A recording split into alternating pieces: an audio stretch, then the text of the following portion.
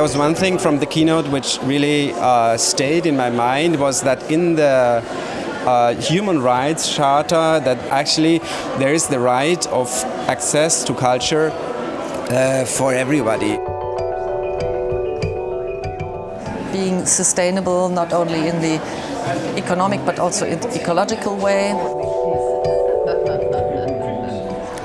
I think it was extremely inspiring, and what I take with me is a movement for which the seeds were planted to bring alumni in international cultural relations together. What do we want to do when we talk about international cooperation? What do we really mean by that? And who is paying the price for this top-down approach of saying, oh, I'm here and I'm going to do this for you, instead of asking, what do you want to do?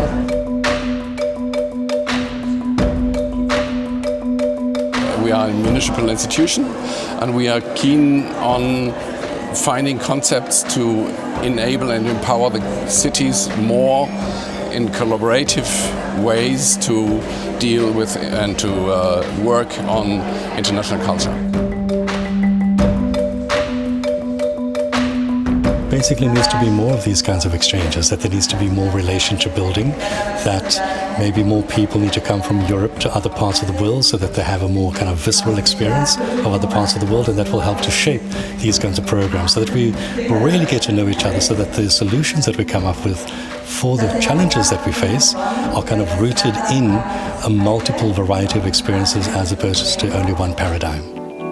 So in the panel discussion there was a lot about we have to have mutual exchange. So I think proximity creates proximity. This is what we have to work on, that we have to come closer to each other. All the speakers emphasized that the physical meeting possibilities of international exchange are very valuable.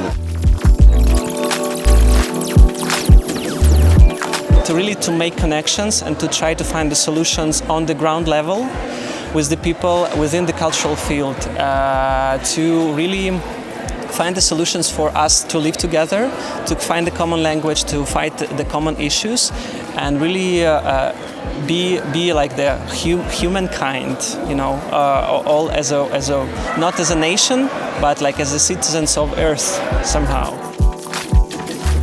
One big takeaway is reiteration of where the world is heading towards, especially when it comes to cultural policy and cultural dialogue. You know, the world is increasingly getting smaller, as you know, right? Increasingly getting more connected, but also getting complex. So how do you navigate between connectivity and complexity? And that is what was being addressed in the keynote. I found that there were a lot of similarities, a lot of differences. Sometimes we intersected, sometimes we did not. And I'm learning to appreciate the differences. Also, my perspective of people sort of changed in there. Sometimes you see someone is quiet or whatever, you're already like, oh, this person could be unfriendly or whatnot. But when you get to talk to them and get to know them, it's a whole world.